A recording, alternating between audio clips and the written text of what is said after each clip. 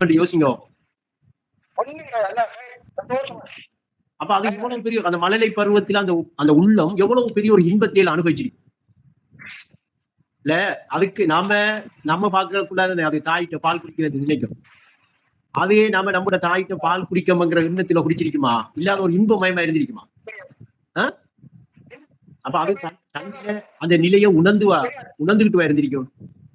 அப்ப இப்படி அது எல்லாத்தையுமே தண்ணில உணர்ந்துகிட்டு இருக்கிற ஒரு நிலைக்கு அந்த உள்ளம் மாறிட்டா, உணர்ந்துகிட்டு இருக்கிற நிலைக்கு மாறிட்டு உள்ள இன்பமா தானே இருக்கு. அதுக்கு பிறகு நாம பெரிய மனுஷன் ஆயினதுதான் பிரச்சனை. பெரிய மனுஷன் ஆகிட்டா என்ன, நம்மளே நாம பெரிய மனுஷன் நினைச்சுக்கிட்டோம். ஒரு எண்ணத்தை ஏற்படுத்திக்கிட்டோம், நாம பெரிய மனுஷன் ஆயிட்டோம், நமக்கு 2 மூலம் இருக்கி என்று சொல்லி ஒரு எண்ணத்தை ஏற்படுத்தினத்தால எவ்வளவு பிரச்சனைக்கு முகம் கொடுக்க வேண்டியது. எப்படி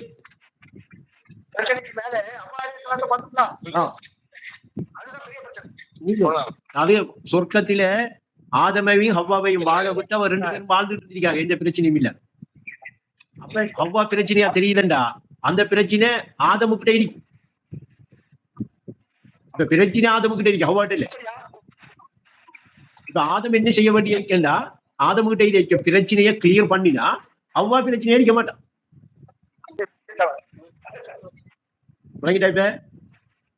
இப்ப ஹவ்வாவுக்கு பிரச்சனை வந்து ஆதமுடைய பிரச்சனை தான் ஹவ்வாவுல வந்து மறுகா ஆதம் சொல்ற என்ன தெரியுமா, ஆதம் தனக்கிட்ட பிரச்சனை இருக்கிறேன்னு சொல்றேன். என்னமோ தனக்கிட்ட பிரச்சனை இல்ல, தான் சுத்தம்ங்கிற மாதிரியும் ஹவ்வா கிட்ட இல்ல பிரச்சனை இருக்கேன்னு செய்யறேன், சொல்லிட்டு இருக்கிறேன். அந்த உச்சந்தியில இருக்கிறவன் வந்து என்ன செய்யறான்டா, இன்னைக்கு இருந்தா அதை கெடுக்கிறான். அவனுக்கு மேல என்ன, அவன் வந்து என்ன தெரியுமா சொன்னா, அது நீங்க நிரந்தரமா வாழ்ந்துருவீங்க, அந்த அந்த அந்த கட்டளையே மீறவான அல்லாஹ் கட்டளை விட்டாங்க, கிட்ட போவாதங்க, அந்த மரத்துக்கிட்ட போவாதங்க என்று சொன்ன கட்டளை விட்டான். அவன் வந்து ஐடியா கொடுத்தான், நீங்க அது கிட்ட போனீங்களா நிரந்தரமான ஒரு நிலைக்கு வந்துடுவீங்க. அப்ப அவன் எப்பயுமே என்ன செய்வான் தெரியுமா, கெடுக்கிறேன்டா, உடன்பாடா செல்லுவானா எதிரடியா செல்லுவானா? அப்ப அவங்க நிரந்தரம் இல்லாத ஒரு நிலைக்கு போயிடுவாங்க, ஒரு நிலையற்ற வாழ்க்கைக்கு போயிடுவாங்க என்கிறதால அல்லாஹ் சொன்னான், அது கிட்ட போவானா, அதை சாப்பிடாதங்க. இந்த சொர்க்கத்தில எல்லா இடத்தையும் என்ன செய்யுங்க, போங்க வாங்க அனுபவிங்க, அந்த ஐனுக்கு மட்டும் போவனாண்டா. அப்ப இவன் வந்து சொன்னா, அப்படி சென்ன என்ன தெரியுமா காரணம், நீங்க ஐனி போயிட்டீங்களா நிலையா இருந்துருவீங்க, ஒரு நிலையான ஒரு வாழ்க்கைக்கு வந்துடுவீங்க. 2 இப்ப அல்லாஹ் போக வேணான்னு சொன்னா, ஏன்னு காரணத்தை செல்லல அவனுக்கு. இவன் வந்து சொன்னா அவனுக்கு விளங்கிக்கணும், என்ன நாம ஒரு நிலையற்ற வாழ்க்கைக்கு போயிடுவோமா, நீ போனா அந்த நிலைக்கு போனா, அதனால நாம போகக்கூடாது, இது வந்து சொல்ற இவன் தான் என்று விளங்கிக்கணும். அதுக்கு முதல் சொல்லிட்டானே, உங்களுக்கு பகிரங்கமான விரோதி என்று சொல்லிட்டானே, சைத்தான் பகிரங்கமான விரோதி என்ன, வெளிப்படையான விரோதி என்ன. ஆனா அவன் இருந்துகிட்டு இருந்த இடம் நிரந்தரமா இருக்கிற இடம், நிலையா நிரந்தரமா இருக்கிற இடத்து தான் இருந்தா. ஐனைக்கு ஆதமும் இருந்தா ஹவ்வாவும் இருந்தா. விளங்கிட்டா? இப்ப நீங்க அப்படி நீங்க உங்களோட வீட்டை இடிக்கலாம், உங்களோட வீட்டை இடிக்கலாம் சொர்க்கத்துல.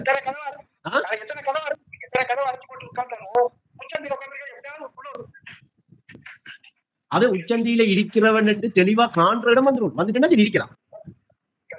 இவ்விடத்தில் செய்தானின் மறுட்டுதலை நீ காண்பாய் என்று சொன்ன மாதிரி, செய்தான் இந்த மறுட்டுதல் அவன் தான் செய்கிறான் என்று சொல்லி காண்ற இடத்துக்கு வந்துட்டீங்களா, இப்ப வழங்குதேன் அவன் தான் செய்யறான். அப்ப டக்குனு என்ன செஞ்சீங்க, இப்ப காணாத இடத்துல இருந்தா அவன் தான் இதை செய்யறான், அப்படி ஒரு நிலைமை ஏற்பட்டுட்டு அவனுக்கு.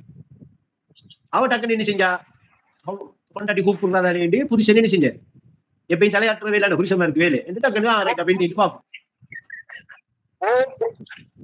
ரெண்டாய் நீ போய் அங்க போனா, இப்ப அங்கட கட்டளை வருது, இந்த கட்டளைக்கு மாறு செய்து விட்டீர்கள், இதுக்கு மாறு செய்ய வச்சவன் தான் எப்படி ஆளவன் கடுங்கான். இல்ல அவனை அனுப்ப முட்டிருக்கலாமே சொர்க்கத்துக்குள்ள, இல்லையா? நீ போ அந்த சொர்க்கத்துக்கு. இப்ப மொத்தத்துல இந்த சைத்தான் சொர்க்கத்துக்குள்ளேயும் வந்திருக்கான், நல்ல வழங்க அவங்களுக்கோ. அப்ப சொர்க்கத்துல இருக்கிற ஆட்களையும் அவன் கெடுப்பான்றதுக்கு ஒரு ஆதாரம் இருக்குது. அப்ப நீங்க சொர்க்கத்துக்கு போனாலும் நான் போனாலும் நம்மளையும் கெடுப்பான்.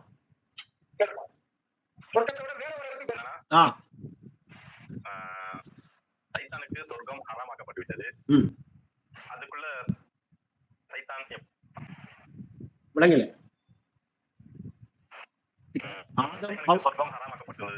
ஆதம் ஹவ்வா இருக்கக்குள்ள சொர்க்கத்தில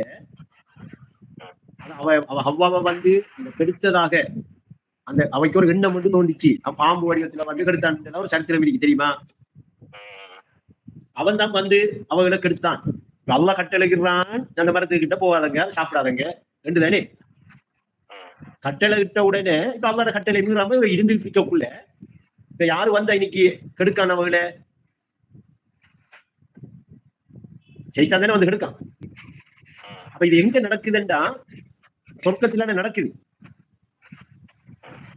என்ன அப்ப சொர்க்கத்துல நடக்குதுன்னா சொர்க்கத்துல அவன் வந்திருக்காரு. அவன் வாரது ஹராமாக்கப்பட்டிருந்தா அவன் வரையல. அது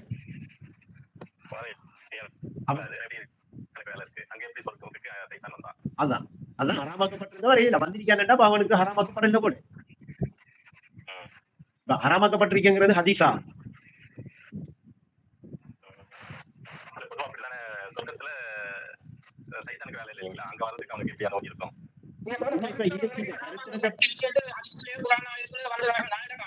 ஆனா சரித்திரத்தில் அவன் வந்து அப்படி அந்த ஆதம் ஹவ்வாவை கெடுத்ததாக சரித்திரம் வருகிறதுன்னா வந்திருக்கான். வந்திருக்கான் என்று எடுக்கிறது காலத்தில கட்டுண்டு எதிர்காலத்திலானே. இப்ப நிகழ்காலத்தில இப்பயும் ஒரு ஆள் போய் சொர்க்கத்துக்கு போய் இருக்காருண்டா அவரா இனி கெடுக்கிறதுக்கு வரலாம்ங்கிறதுக்கு ஆதாரமாமே வந்துட்டான்டா. இப்ப வந்துட்டான்டா அவன் வரலாம் தானே, வரலாம். வந்ததுக்கு பிறகு நீ வர இயலாண்ட அவன் ஆக்கையில அது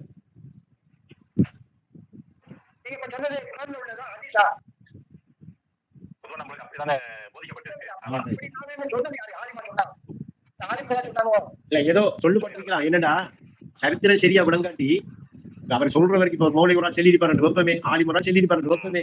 அவரு இது குர்ஆன்ல சொல்லப்படுகிறது.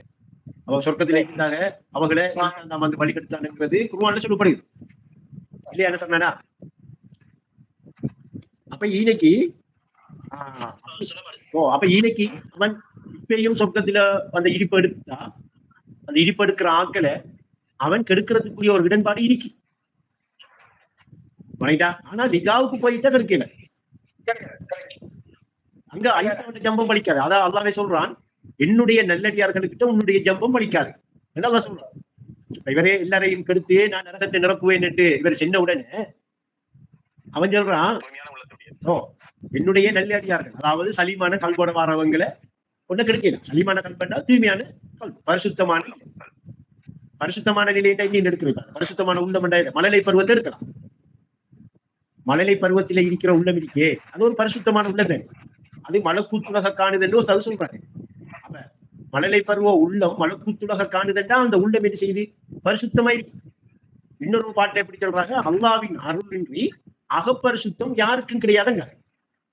சரியா? அல்லாவுடைய அருள் என்றா என்ன? அல்லாஹ் சொல்றேன். நாம எதுக்கு அல்லாஹ் சொல்றோம்? அல்லாஹ் சொல்ல கொண்டு அந்த இடுகுறி பெயரை கொண்டு எதை நாம பொருளா காண்றோம்? எதை நாம பொருளா எடுக்கோம்? நான் ஏகம். அப்ப அந்த சொல்லால சுட்டப்படுறது நான் என்கிற ஏகம். அப்ப அந்த நான் என்கிற ஏகம்ங்கிற அந்த அருள் இன்றி அந்த இருப்பு நிலை இன்றி அகப்பரிசுத்தம் ஏற்படாது யாருக்கும். அப்ப அல்லாவின் அருள் இன்றி அகப்பரிசுத்தம் யாருக்கும் ஏற்படாதுண்டா அவர் என்ன செய்ய வேண்டியிருக்கா? அவரோட உள்ளத்தை சுத்தப்படுத்துறேன்டா நான் ஏகம்ங்கிற நிலையில அந்த உள்ளத்தை வைக்க வேண்டியிருக்கு, சரிப்படுத்த வேண்டியிருக்கு. சரிப்படுத்தினாரா இப்ப சுத்தமாகும். இப்ப ஒரு பாட்டுல சொல்றாங்க, தூக்கத்தை நீக்கி வைக்க தூய களிமா இருக்கங்க, தூயோன் துணையுங்க. இப்ப தூய களிமாவும் இன்னைக்கு வருகிறோம், தூயோன் துணையும் வருதுண்டா அது பரிசுத்தம் இல்லை. தூய களிமாங்கிறதும் பரிசுத்தமான நிலை, தூயோன் துணைங்கிறதும் பரிசுத்தமான நிலை. நம்பி உள்ள தூய்மையோட செயற்படு தம்பிங்க. அப்ப அப்படியே தூய்மையா வச்சுக்க, அது இன்னமும் கவனிச்சிட்டு அந்த உள்ளத்தை. அப்ப இது எல்லாம் என்ன அடிப்படையில நடக்கும்? அறிவுக்கண் இல்லாட்டி அறிவு கல்புக்கண் தொடர்பதால நடக்கிறது. கல்பு கண்ணண்டாயினே கண்ணில் ஆயினே மார்வையை கொண்டு ஏக வியாபகமாக இருக்கிற நிலையை சரிப்படுத்திட்டு இருக்கிறது. இன்னைக்கு நடக்கிறது. இப்ப ஊடகம் வந்து உன்னை உணர்த்த உன்னிலையை அறிந்து கொள்ள ஊடகமாய் தந்ததடா சைத்தானி என்றா.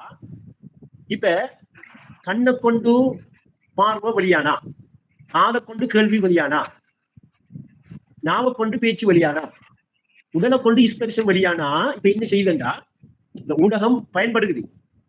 ஊடகம் எல்லாம் பயன்படுகிறது இல்லையா? இப்ப இது வெளிப்படையாக இந்த கட்டுண்ட புலன்களை கொண்டு வெளிப்படையாக இந்த பண்புகள் எல்லாம் வெளியாகுது. இப்படி ஒரு கட்டம் ஒன்று. இன்னொரு கட்டம் ஒன்று அப்படியே இருக்கிற நிலையில கண் அப்படியே இருக்க பார்வை என்ன செய்யுது? என்ன உள்நோக்கா பாக்கு. சரியா? அதே நேரத்துல இந்த கேள்வி இருக்கே. இப்ப காது வெளிப்படையா கேட்குதுண்டா உள்நோக்க காது கேட்குது. அப்ப அன்னைக்கு காது இந்த காது கேட்குதுண்டா இல்ல கேட்குது எனக்கு. அதே மாதிரி உள்நோக்கா என்ன செய்யப்படுது, பேசப்படுது. நான் வாயால பேசாத நாவால பேசாம நான் பேசிட்டு இருக்கிறேன் இல்லையா, என்னோட பேச்சு நடந்துட்டு இருக்கேன் இல்லையா, நான் போவேன் ஒரு இடத்தை முடிவு பண்றேன். அதே நேரம் அடுத்த கட்டம் போறல ஒரு முடிவு இருக்கு. அப்ப போறன் என்று சொன்னதும் போறல் என்று சொன்னதும் ஒரு 2 பேர் இருந்துட்டு பேசுற மாதிரி இல்லையா.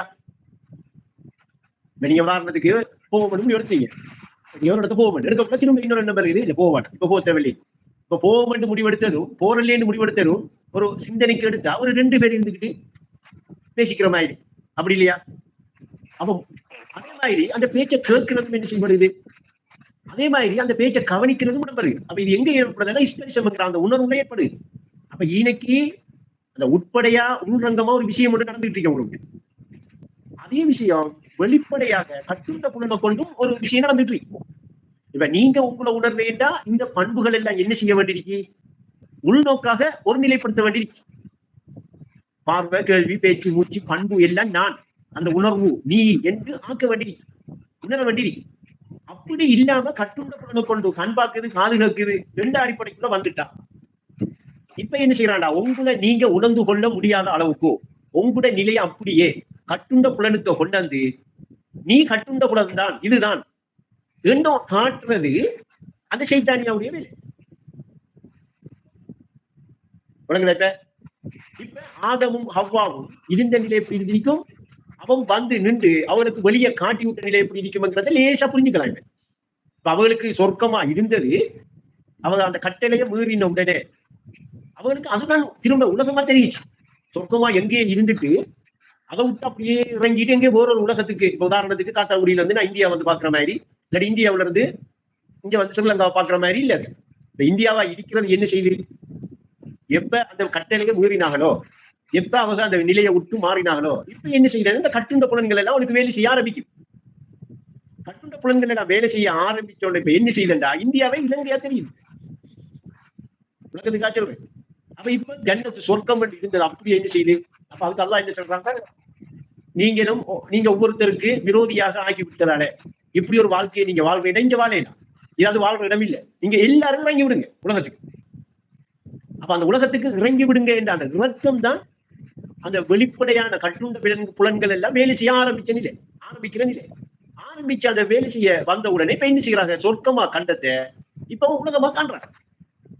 கண்டுபிடிச்சிட்டாலே இப்ப கண்டுகிட்டே இருக்காங்க, அவங்கதான் கண்டுட்டு இருக்காங்க. அது கட்டுண்டாத காலத்திலையும் இடத்திலையும் கட்டுண்டாத நிலை அந்த சொர்க்கம் என்றவங்க இருந்தது.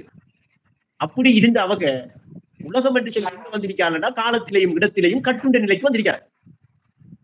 இப்ப கட்டுண்ட நிலைக்கு வந்த உடனே என்ன செய்யப்படுகிறது, காலத்திலையும் இடத்திலையும் கட்டுண்டு கொஞ்சம் கொஞ்சமாக அந்த நிலை வெளியாகிட்டே இருக்கி அவங்க கண்டுகிட்டே இருக்காங்க.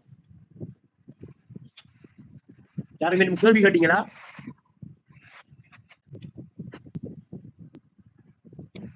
அப்ப இன்னைக்கு இது இந்த மாற்றம் ஏற்படுறது அந்த உள்ளத்திலே. ஒரு பாட்டு சொல்றாங்க, உள்ளம் என்பது ஒளியாகும், அதை உணர்ந்து கொள்வதே வாழ்வாகும் என்றார். ஆனா இன்னொரு பாட்டுல சொல்றாங்க, இந்த பூஞ்சோலை என்று சொல்றாரு, பூ உலகம் உன் உள்ளத்தில் தான் இருக்கிறது என்று சொல்றாரு. பூ உலகம் அந்த சொர்க்கம் உண்ட உள்ளத்தில தான் இருக்குங்க. அப்ப எப்ப நாம அந்த கட்டுண்ட புலனை விட்டு விடுபட்டு பார்வை கேள்வி பேச்சு மூச்செல்லாம் தன்னிலையில தன்னை நோக்கி ஒருநிலைப்படுத்தப்படுகிறோம், அப்ப என்ன செய்யறதுன்னா அந்த உள்ளத்தை உணர்ந்து கொள்ற அந்த உள்ளத்தை விளங்கிக் கொள்ற இடத்துக்கு இயல்பா நாம இப்ப அப்படி உணர்றதுக்கு லேசான ஆகும் இலகு வழிதான் இந்த நான் என்று இருக்கிற உணர்வு பிடிக்கிறது. இப்ப நிலைப்படுத்துறதுக்கு எனக்கு ஒரு நிலை ஒன்று தேவையா இல்லையா? ஏதாவது ஒரு இடத்த போய் இருக்கிறேன்னா இருக்கிற ஒரு இடத்தை நான் செலக்ட் பண்ணணுமா இல்லையா? இப்ப இருந்தாதான் நமக்கு இருக்கலாம், அதுதான் சரியான இடம். அதே மாதிரி இந்த ஒரு நிலைப்படுத்தக்குள்ள உள்ளம் ஒரு நிலை பருவத்துக்கு ஒரு நிலை இருக்கு அந்த உள்ளத்துல. அந்த ஒரு நிலை என்று சொல்ற அந்த ஒரு நிலைதான் நானங்கிற இந்த நானங்கிற அந்த உணர்வு கிட்ட அது ஒரு நிலைப்படும்டா, அந்த ஒரு நிலைப்படுற அந்த நேரமே அது சத்தியமா இருக்கும். அதுக்கு நான் யாருங்கிறத நான் என்ன செய்யணும், ஒரு நிலைப்படுத்தி தன்னில உணர்ந்து கொள்ற நிலையோட எனக்கு வரணும். அதுக்கு இந்த கட்டுண்ட புலன்களை கொண்டு கட்டுண்ட புலன்களாக உருவாக்கப்படுற எதுக்குமே என் உள்ளத்திலே இருக்கக்கூடாது. நான் ஒரு கணம் அதை மறக்கணும். அதுக்கு மறக்கிறதுக்கு லேசான வழி அந்த உள்ளத்தில் இருக்கிற நான்ங்கிற நிலையில ஒரு நிலைப்படுறது. ஒரு நிலைப்படுற அதே நேரத்தில மறக்கிற நிலை இயல்பாமே. அப்ப அப்ப இந்த உண்மை இந்த உள்ளத்தை அடக்க ஒரே வழி உயர் களிமாவை உணர்வதுதான் என்று சொல்றதல்ல. உள்ளத்தை அடக்க ஒரே வழி உயர் களிமாவை உணர்வதுதான் என்று இன்னைக்கு காட்டுப்படுறதல்ல. ஏனென்றா அந்த உணர்ற களிமா உயரத்துக்கு உயர் நிலைக்கு கொண்டு போகும். நம்மட உள்ளம், நம்மட அறிவு எல்லாமே பக்குவமா அந்த உணர்வுல ஒரு நிலைப்படும். ஒரு நிலைப்பட்டா இப்ப நம்மட புலன்கள் எல்லாம் உள்நோக்காய் தன்னை நோக்கத்துக்கு இப்ப உன்னை நோக்கு உண்மை சொல்றேன் கேடு என்று ஓஸ்தாது செஞ்ச அந்த ரகசியம், அந்த உண்மை இன்னைக்கு தான் புரிபடும். இந்த பாட்டை பாருங்க, உன்னை நோக்குங்க. உன்னை நோக்கண்டா என்ன அர்த்தம்? நான் தன்னை நோக்கணும். முதலாவது உன்னை நோக்கண்டா தன்னை நோக்க சொல்றாங்க. தன்னை நோக்கிட உடனே தான் அடுத்த வரியில சொல்றாங்க உண்மை சொல்றேன் கேளுங்க. இன்னைக்கு இப்ப ஒஸ்தாது சொல்ற அந்த உண்மையை நான் எந்த செவியால கேட்கிறேன்? என்ன நோக்கிட்டேன்? இப்ப என்ன நோக்கிட்டேன்டா என்ன நோக்கு எங்க இருக்கு? என்ன இருக்கு? இப்ப என்ன நோக்குறேங்கிற விஷயம் கண்ட பார்வையை கொண்டு நோக்குறது இல்லை. கட்டுண்டாத அந்த பார்வையை கொண்டு என்ன நோக்குறது. இப்ப அப்படி நான் என்ன நோக்கின உடனே இப்ப நோக்கிட்டு இருக்கிறேன். இப்ப நோக்கிட்டு இருக்க போல எனக்கிட்ட கண் இருக்குமா? இன்னைக்கு கண்ணொண்டு இருக்கின்ற நான் இருப்பேனா? இல்ல. அப்படி இருக்கிற அதே நிலையில அவஸ்தாது சொல்றாங்க உண்மை சொல்றேன் கேளுங்க. உண்மையோடு சொல்ல போறா. இப்ப உண்மை சொல்றேன் கேளுன்னு சொல்றாங்க. எனக்கு ஐநைக்கு கேட்க வேண்டியிருக்கு. நோக்கிக்கிட்டு இருக்கிற அந்த ஸ்பொட்டில கேட்க வேண்டியிருக்காது. அப்ப நான் அப்படி படுகிறாது. நீங்க உங்களை ஒரு நிலைப்படுத்தி நோக்கிட்டு இருக்கீங்கன்னு வைங்க. உள்நோக்கா நீங்க உங்களை பார்த்துக்கிட்டே இருந்தா உங்களை இப்ப பார்த்துக்கிட்டு இருக்கிறது கட்டுண்ட பார்வையா கட்டுண்டாத பார்வையா? கட்டுண்டாத பார்வை. இப்ப பார்வை இருக்கு, ஆனா கட்டுண்டு இல்லை. அதுதான் உங்களை நோக்கிட்டு இருக்கு. இப்ப அந்த நோக்கிட்டு இருக்கிறது எதுல சரிபட்டு நிக்கணும்? அந்த நான்ங்கிற உணர்வுல சரிபட்டு நிக்கணும் எப்பவே.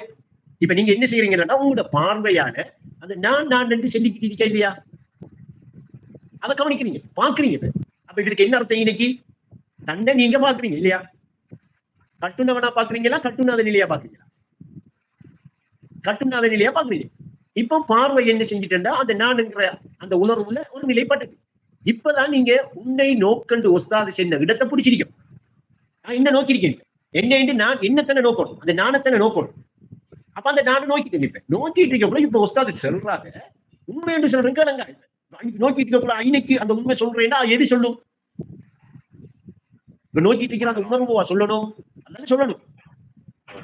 ஐநைக்கு ஒரு ஆள் வாழ்ந்தா சொல்ற ஐநைக்கு ஒரு ஆள் வருமா? முதலாவது என்னை தவிர இன்னைக்கு ஒத்துழைமை இல்லையே எனக்கு சொல்றது. அப்ப என்ன நான் நோக்கிட்டு இருக்கக்குள்ள ஐநைக்கு சொல்ற உண்மை சொல்றேன் கேளுங்க. அப்ப ஐநைக்கு இப்ப நான் கொஞ்சம் காது கொடுக்க வேண்டியிருக்கு.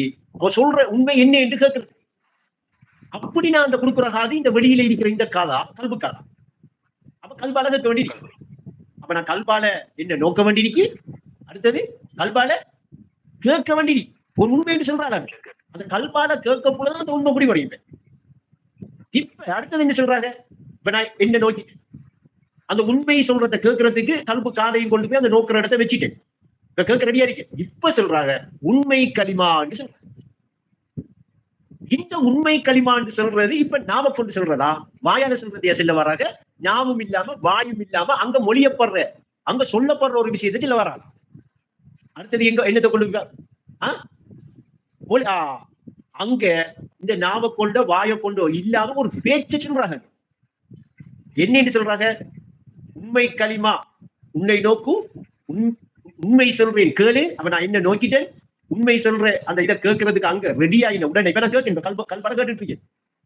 உண்மை உனை ஹக்காய் உண்மை களிமாண்டா ஒரு இடத்த சொல்ற உண்மை களிமாங்க என்னது? உண்மை சொல்லுங்க. களிமாண்டா என்ன வசனம் இல்லாட்டி சொல்ற உண்மை சொல்லுன்னு. இப்ப அந்த உண்மை சொல்ல ஐநைக்கு சொல்ற அந்த சொல் நாம கொண்டு ஒரு ஆள் முடிஞ்சிட்டு இல்லை, வாயை கொண்டு ஒரு ஆள் முடிஞ்சிட்டு அடிக்கி. இப்ப நீங்க நோக்கினது கல்பால சரியா? நோக்கின உடனே அந்த உண்மையை அந்த சொல்ற அந்த உண்மையை கேட்கறதுக்கு அந்த கேள்வி கேட்கறதுக்கு போனதும் கல்பால. இந்த கல்புல நிக்க கேட்டு நிக்கக்குள்ள உண்மை களிமா ஒன்று இருக்கா. அவங்க இப்ப கேட்கணும். நீங்க இப்ப என்னன்றீங்க கேட்டு பாருங்களேன். இருக்கிறதுக்கான சொல்றேன். எனக்கு தெரிவிக்க உங்கள்ட்ட இல்லையா விளங்கப்படுத்திட்டு இருக்கேன். அண்ணா நான் இருக்கா இல்லையா? அந்த உண்மை களிமா அந்த நான் அதை நோக்கினீங்களா கல்பால அதை நோக்கினீங்களா கல்பால அதை பாத்தீங்களா கல்பால அதை கேட்டீங்களா அந்த நான்ங்கிற அதுதான் உண்மை களிமா. கேட்குதா? இப்ப இது இந்த வெளிப்படையா இந்த காதுக்காக இருக்குது, வெளிப்படையா இந்த கண்ணுக்காக தெரியுது, வெளிப்படையா இருக்கிறது நாவாலியா அந்த நான் உச்சரிக்கப்படுது. ஒருத்தன் உச்சரிச்சுக்கிட்டு இருக்கானா இல்லையா? அந்த உச்சரிக்கிற ஒரு சொல்ல இன்னைக்கு ஏற்பட்டிருக்கா இல்லையா?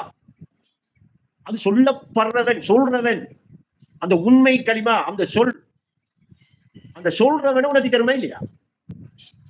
சொல்லிட்டு இருக்கானே, சொல்லிட்டு இருக்கிறவனே எப்படி சொல்றாங்கடா, உண்மை களிமா உன்னை ஹக்காய் உணரச் செய்யும் ஓதாயாண்டா சொல்லிட்டேங்க. அறிஞ்சிட்டே இடி, கேட்டுக்கிட்டே இடி, பார்த்துக்கிட்டே இடி. இந்த உண்மை களிமா உன்னை ஹக்காய் உணரச் செய்யும்.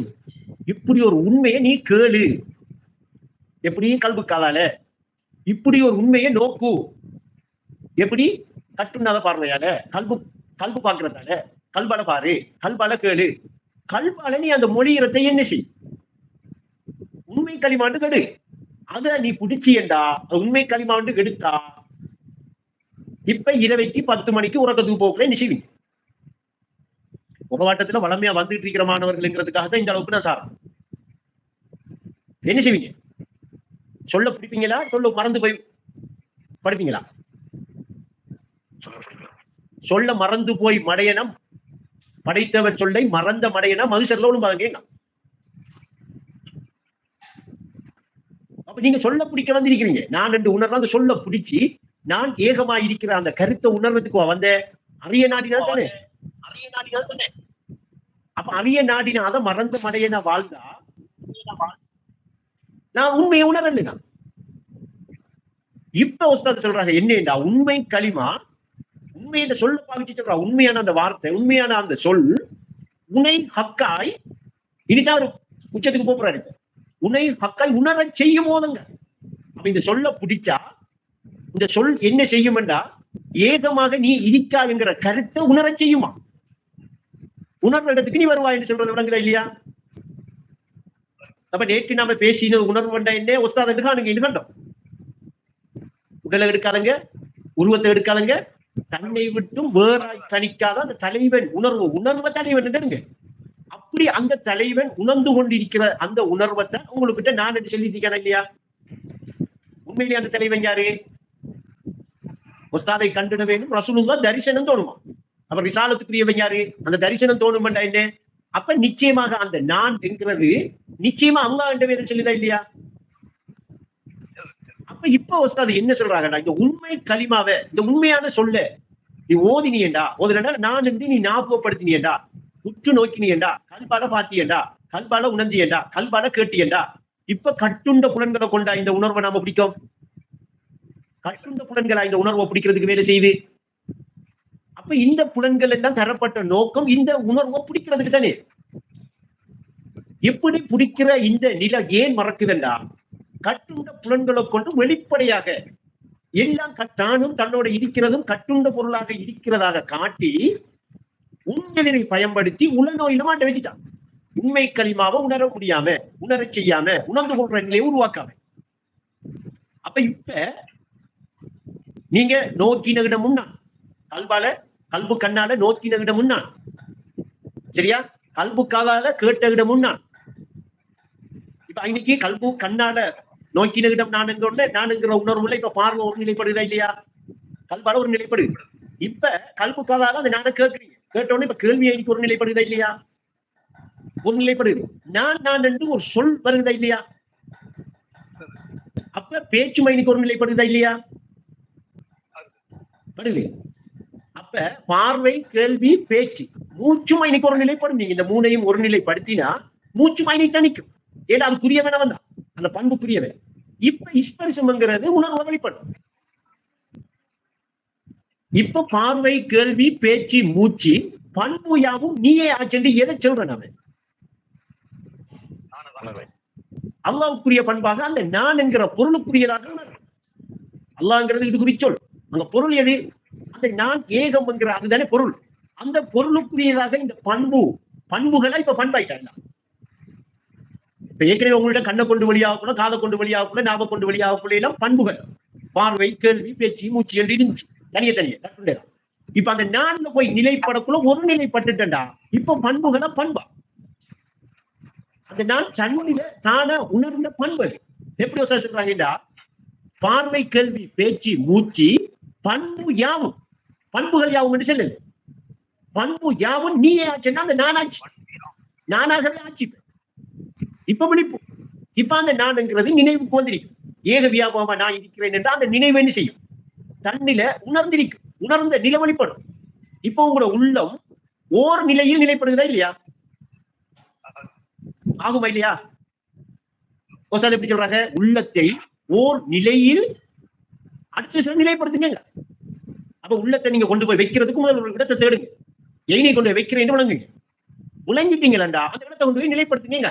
இப்படி ஒரு இப்ப பாட்டு உள்ளத்தை ஓர் நிலையில் நிலைப்படுத்து. அடுத்தது என்ன செய்யுங்க? நிலைப்படுத்தி போட்டு அந்த நிலைப்படுத்தின இடத்தை ஞாபகம் வச்சுக்கங்க. மறந்துருமே. இதுதான் எப்போ மீட்டர்ல ஸ்டுடியோட பாட்டு தெளிவா கேட்கறதுக்கு டியூன் பண்ணி எடுக்கிற தியானத்தை இப்படி நீங்க அந்த உள்ளத்தை நான் என்கிற உணர்வுல நிலைப்படுத்தணும் என்று அடையாளம் கண்டு அதுல நிலை பெற்றீங்களா? நிலை பெற்ற உடனே ஞாபகம் செஞ்சீங்க. இப்படி ஞாபகம் செஞ்ச உடனே அடுத்தது ஜரசங்கிற அந்த டியூன்டா இன்னைக்கு வரும். உங்களுக்கு தெய்வீக நாதம் உங்களுக்கு கேட்கும். எந்த காதுக்கு கேட்கும்? இப்ப இன்னைக்கு கல்பு காதுக்கு தான் கேட்கும். கல்புல களிமாவை கொண்டு கல்புலதான் அமைவது. சலசலத்தில் ஜரசங்கிற தெய்வீக நாதம் களிமாவை கொண்டு கல்பிலே அமையும் என்று தான் சொல்றாங்க. ஆனா தெய்வீக நாதத்தின் வெளிப்பாடு இல்ஹாம். இதை உணர்ந்து தியானம் செய்யுங்க. திக்ர் செய்ய சொல்றாங்க. உணர்ந்தா அப்ப நீங்க ஒரு நிலைப்பட்ட உடனே இன்னைக்கு உங்களுக்கு என்ன செய்யும்? ஜரசங்கிற நாதம் கேட்கும். அதை திக்ர் செய்யுங்க. ஜரசங்கிற நாதத்தோட ஒன்றிணைந்தா இன்னைக்கு நீங்க வர நாதம் வரையா நிக்க கூடாது. நான்ங்கிறது அந்த நாதமாக உங்களுக்கு என்ன செய்யணும்? உள்ளத்தில் அமையும். அப்பதான் அந்த நாதம் ஹக்காய் நீதான் இருக்கிற அந்த இல்ஹாமத்தை வெளிப்படுத்தி உணர்ந்த நிலையை ஏற்படுத்தும். அப்ப ஜரசங்கிற தெய்வீக நாதத்தை அந்த பாட்டை எப்படி சொல்றாங்க? உள்ளத்தை ஓர் நிலையில் நிலைப்படுத்தி ஞாபகம் செய். ஜெருசங்கிற நாதத்தோட ஒன்றிணைந்து என்று அப்படி சொல்றாங்க. ஒன்றிணைந்தா இன்னைக்கு நீ வேற நாதம் வேறையா இருக்காத. நீ வேற நாதம் வேற இருக்கக்கூடாது. இருந்தா அந்த ஒன்றிணைந்துங்கிற சொல் வராது. அப்ப இன்னைக்கு நான்ங்கிறது என்னையா தென்படணும் எனக்கு? இப்ப நான்ங்கிறது ஏற்கனவே உள்ளத்தை கொண்டு போய் நிலைப்படுத்தி அதான் நிலைப்படுற இடமாக கண்டு அந்த நான்ங்கிறதுல நிலைப்படுத்திட்டு என்ன நிலை நிலைப்பட்டிருக்க? இன்னைக்கு ஒரு நிலையில பார்வை, கேள்வி, பேச்சு, மூச்சு எல்லாம் ஒரு நிலையில இருக்கு.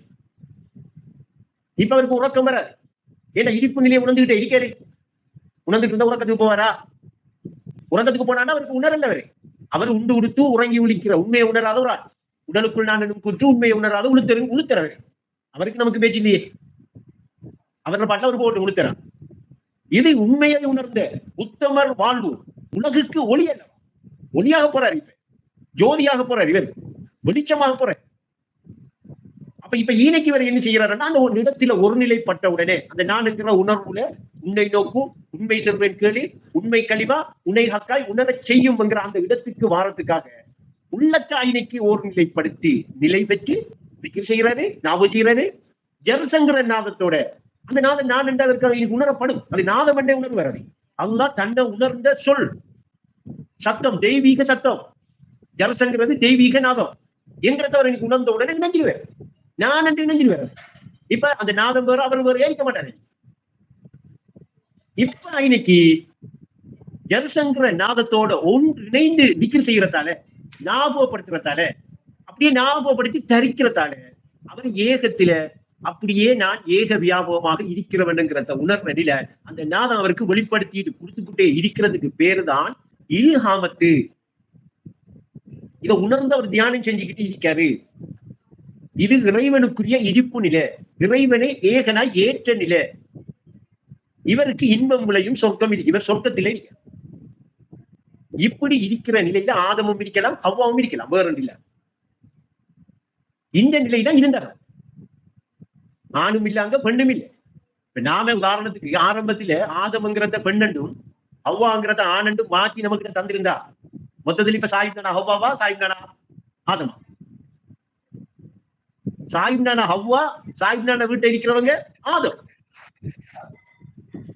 அப்ப ஆரம்பத்தில நாம என்ன செஞ்சிட்டோம்? நம்மள ஆதமட்டும் வீட்டை இருக்கிறவைய ஹவ்வாண்டு ஆக்கிக்கிட்டோம். முன்னோர்கள் அப்படி சொல்லி தந்திருக்காங்க. அந்த முன்னோர்கள் மாத்தி எப்படி மாத்தி நம்மள ஹவ்வாண்டும் அவங்க ஆதம் என்று சொல்லி தந்திருந்தா சைத்தான் வந்து வெளியெடுத்து போய் யாருக்கு மொத்தத்தில ஐநைக்கு அந்த சொர்க்கம் என்று அவங்க இருந்த இருப்புநில அங்க தான் ஆண் என்று தான் பெண் என்று வேறு காணாத வேற்று உணர்வு இல்லாத ஒரு ஏக நிலை. அப்படி இருந்த நிலையில அதை வேறு காண்றதுக்கு அந்த எண்ணத்தை உருவாக்கின அந்த இடம்தான் இறங்கின இடம். அதாவது அந்த எண்ணம் உருவானது இறங்கின இடம். அந்த எண்ணம் உருவாகின உடனே அந்த வேறு காண துவங்கின உடனே கட்டளை மீறிட்டாங்க. இப்ப மீறி இங்க வந்து என்ன செய்யறாங்க? இப்போ வாழ்ந்துட்டு இப்ப வாழ்ந்துட்டு ஆதவ வாண்டுதான் பேரு இல்லை. சாஹிப் நானா மரா அப்படி வேற பேர் பேரு மாறுந்தானே. இப்ப இணைய நிற்கணும். இப்ப ஒஸ்தாது சொல்றாங்க, ஆதியின் அருள் பெற நாடில் ஆதியின் அருளை பெறா ஜோடியை நீக்கி தோளான்னு சொல்றாங்க. கண்டிப்பா சாஹிப் நானா ஜோடியை இனி நீக்கி ஆகும். இனி சரி வராது ஜோடி. இல்லாட்டி அந்த ஏக நிலை கிடைக்காது. ஒளி உலகுக்கு போகலாம், அந்த ஒளியை பெற்றுக்கொள்ளலாம். அது சக்தி, அது அணியாம கூடாது. அது இருப்பிலே பிடிக்கணுமா இல்லையா?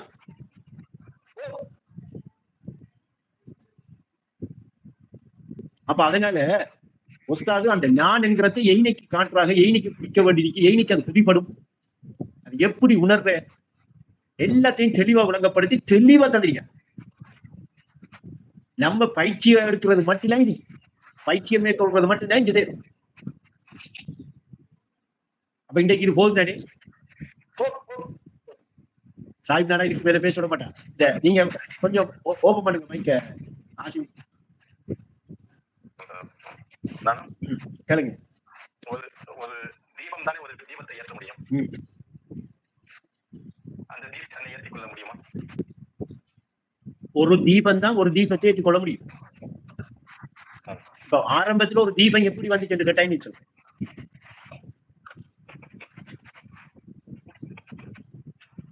ஒரு தீபம் இருந்ததால ஒரு தீபத்தை ஏற்றணும்.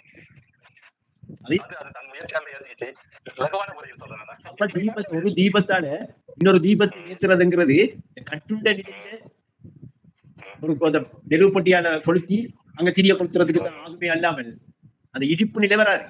அது நீங்க தான் ஏற்றணும். நீங்க தான் தீபம், நீங்க ஏற்றுங்க. இருட்டறைக்குள் ஏகும் முன் இளங்கும் தீபம் ஏற்றிக்கொள்ள சொல்றாரு.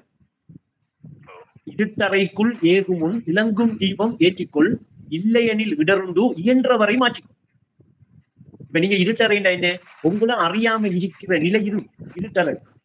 இப்ப நீங்க அறியாம இருக்கிறீங்களா? இருட்டறை. இப்ப நான் உங்களுக்கு உங்களை அறிகிற அமைப்பை தெளிவா அவ்வளவு நேரம் நினைக்கிறீங்கப்பா. இப்ப நீங்க என்ன செய்யணும்? அறிய முற்படும்.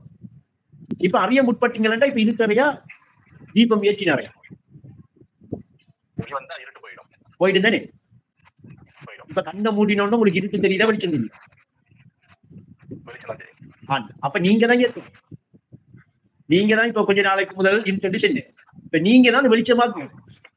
நீங்க இருக்கிற நிலையை போயிட்டு நீங்க இருட்டு சென்னா எப்படி நான் விளங்கப்படுத்தி தரேன்? இப்ப நீங்க இருக்கிறீங்கன்னா உதாரணத்துக்கு உங்களை எடுங்களேன். இருக்கிற இதே நிலையில நீங்க இருக்கிறீங்களா இல்லையா? இப்ப கண்ணை மூடி பார்வையும் உங்களுக்குள்ள இருக்கா இல்லையா? இருக்குவா பார்வை? இப்ப அந்த பார்வை யார பாக்குது? அண்ணா தீபம் ஏத்திட்டேன். இப்ப தீபம் ஏத்தியாச்சு. இனி இருட்டாகாம பாத்துக்க. அப்ப இருட்டறைக்குள் ஏகும் இளங்கும் தீபம் ஏற்றிக்கும். அப்படி நீங்க அந்த தீபம் ஏத்தாம இருந்தீங்களா உங்களுக்கு இடம் இருக்கு, பிரச்சனை இருக்கு. அப்ப இயன்றவரை மாற்றிக்கொள்ளண்டா முடியுமாண்டாலும் கொஞ்சமாவது ஏத்தினி என்ன சொல்ற. நீங்க அதை மறந்த அடுத்த கட்டம் பிரச்சனை. தீபம் நூறு. அப்ப நீங்க நான் என்று சொல்லி ஏற்றி வைங்க. இந்த உலகுக்கே ஒளி. நீங்க காத்தாங்குடியில இருந்து இந்தியா வரைக்கும் வீசலையா ஒளி? இப்ப இந்த உலகத்துக்கே வீசி போட்டுத்தா விடும். ஒஸ்தால் அப்படித்தான் சொன்னாங்க. உடலுக்குள் நான் கூற்று உண்மையை உணராத உடுத்தலின் கூற்று. அப்ப உண்மையை உணர்ந்த உத்தமர் வாழ்வு உலகுக்கு ஒளியா. ஏன் அவரு இன்னொரு தீபத்தை ஏத்தல? ஏன்னா அவரோட இன்னொரு தீபம் இல்லை. அவர் இப்ப அவரோட தான் பேசிட்டீங்க. குடிப்படாட்டி விளங்கப்படுத்திட்டாரு. விளங்கப்படுத்தவா? நீங்க கனவு காண்றீங்க. நீங்க கனவு காண்ற அந்த கனவுல அபூபக்கர் நானாவும் சாஹிப் நானாவும் வராங்க. நீங்க இந்தியாவுல உங்களோட வீட்டை ஒரு ரூம்ல படுக்கிறீங்க. கனவு வெளிப்படுது காத்தாங்குடியிலேன்னு வைப்போம் ஸ்ரீலங்காவில். அங்க நீங்களும் நிக்கிறீங்க கனவுக்குள்ள, அபூபக்கர் நானாவும் நிக்கிற, சாயிப் நானாவும் நிக்க. சரியா? இப்ப கனவுல 3 பேரா நின்றது அபூபக்கர் நானா அவரோட வீட்டுல இருந்து வந்து நின்றாரா, சாயிப் நானா அவரோட வீட்டுல இருந்து வந்து நின்றாரா, இல்ல நீங்க உங்களோட வீட்டை இருந்து இந்தியாவுல இருந்து தான் வந்தீங்களா? வரலவா? அப்ப அபூபக்கர் நானா அவரோட வீட்டு இருக்கிற மாதிரி காலையில ஒளிம்பி இரவு நீங்க இந்த கனவுல வந்தீங்களான்னு சொல்லுவாரு. கனவா வந்தியா? நான் இங்க வந்தேன். நான் இந்த வீட்டை படுத்தேன், நான் இல்லாட்டி இந்த வேலைக்கு போனேன், நான் கடைக்கு போனேன். அப்ப மொத்தத்துல 3 பேரா இருந்து அந்த கனவுல பேசிட்டு இருந்த நீங்களா இல்லையா உங்களோட கனவுல? இப்ப தீபம் ஏற்றப்படுதா இல்லையா? அந்த நிலையில பேசும். இங்க வேறு கிடையாது. ஏனென்றா அந்த கனவு காண்றவரு கனவு காண்றதுக்கு முதல் அவர்கிட்ட நான் என்று சொல்லி ஒரு உணர்வு தானே இருந்துச்சு. அந்த உணர்வுல இருக்கிற நேரம் அவர் உறக்கத்துக்கு போன கனவு வந்து கனவுல 3 பேரு நான் நினைச்சுக்கிட்டு இருக்காக ஏண்டா அந்த 3 பேருக்கு உரிய எண்ணம் அது. அவர் நினைக்கிறதுக்கு அவருக்கு இந்த ஆற்றல் இருக்கா? அப்ப கனவு கண்டு கொண்டிருக்கிற உங்களுக்குரிய உணர்வு அது. அந்த உணர்வுலதான் இந்த 3 பேரும் வந்திருக்காரு. அதை நீங்க 3 பேரும் பேசிக்கணுமா இல்லையா?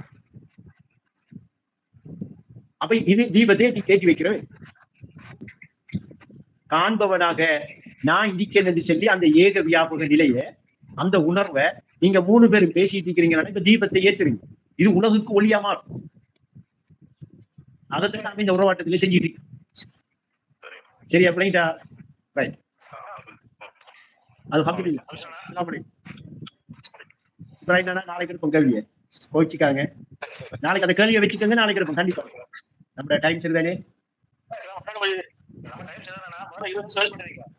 எப்படி?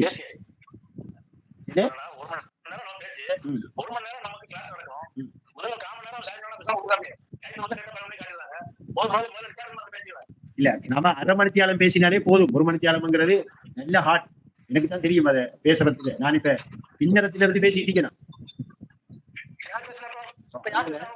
இடையில ஒரு இப்ராஹிம்னா இடையில ஒரு முசுப்பும்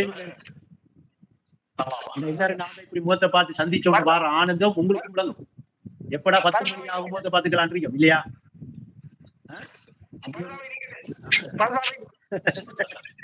நீங்க நாளைக்கு இந்த சாயிப் நானாவை சந்திச்சு இந்த 11 மணிக்கு காட்டாதங்க இந்த பயமுறுத்தி அடிவீங்க, அச்சுறுத்தி வைங்க,